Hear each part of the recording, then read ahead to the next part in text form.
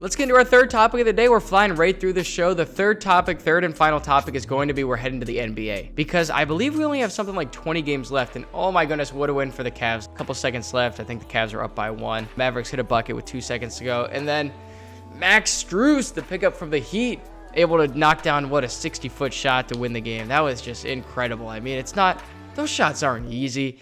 You know, we've all been out there from half court, heaving them up there, and it's just not easy. And so, Max Strus, shout out you for keeping the Cavs in the 2nd seed last night. And that's kind of where we're going today. We're going to the standings because I wanted to see what exactly my thoughts were about where each team is right now. The first team I wanted to look at was the Boston Celtics because they're far and away the best team in the league. I believe they're 5 games above the number 1 seed in the West, and they're about 8 or 9 games up on the Cavs. So, the Celtics are pretty easily going to have the number 1 seed and probably home court advantage throughout the entire postseason, including the finals if they make it, which they should. And I'm only here to point out worst case scenarios because I think last week I said it, the Celtics should blow through the East. I don't see much competition for them in there, and because Joel Embiid's not healthy, I don't think the Cavs are really contenders yet. Not that they can't win it like next year. I don't think that. I think they're a piece away. I don't think that with this core, no matter how good they get, that they can win the finals. They need a wing. They need their big men to take steps up. Jared Allen's good. Evan Mobley's good, but they need to be great because the big men of the league are dominating right now with Jokic, Embiid, Karl Anthony Towns,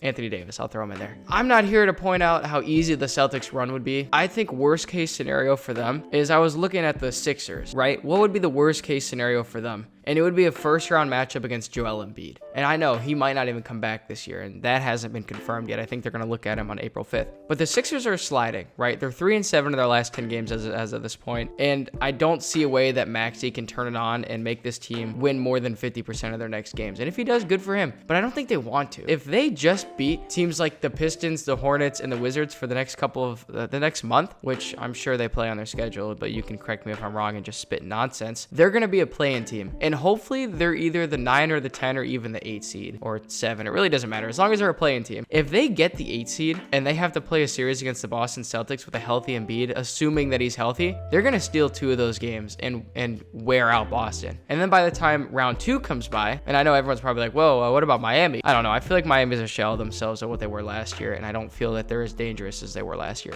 I think that the Celtics' worst first-round matchup would be the Sixers, and right now they're the 6 seed. I'm looking at my phone to make sure. Miami's the 5 seed. Oh, that's actually wonderful now that I look that up. So right now, that second-round matchup would be between New York and Miami, and by then, both of them are very physical teams. They're going to wear you out. As we saw Miami do last year, they could beat Boston, and they could absolutely do it again. I think that is probably the toughest road. If they have to go Philly, Miami, Milwaukee to get to the finals, that is absolutely the toughest road for them because at one point, people thought those would be the 3 teams that would compete for the championship with Boston. Those would be the other 3 teams out of the East that could do it. And then in the finals, who knows?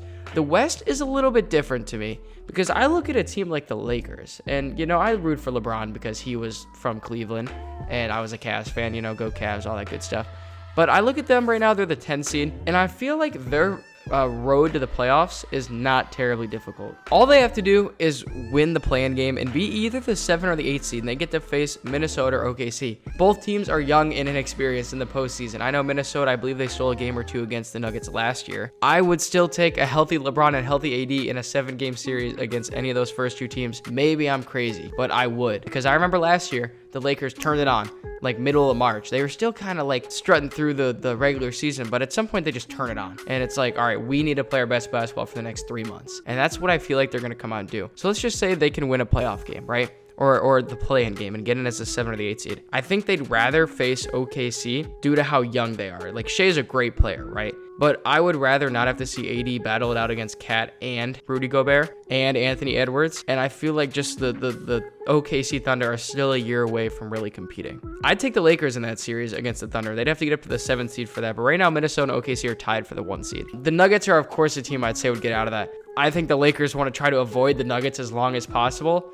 So if they are able to, let's just say the Nuggets can win their way to the 1 seed because they're only 2 games back, and the Lakers get either Minnesota or OKC in the first round, they would miss out on the Nuggets, they'd miss out on the Clippers, they'd miss out on New Orleans or Phoenix right now. And I feel like those are 3 of the biggest threats for them right now. They would miss out on all 3 of those, or 4 of those, I guess, until they made it to the conference finals, or they'd only have to face one of them.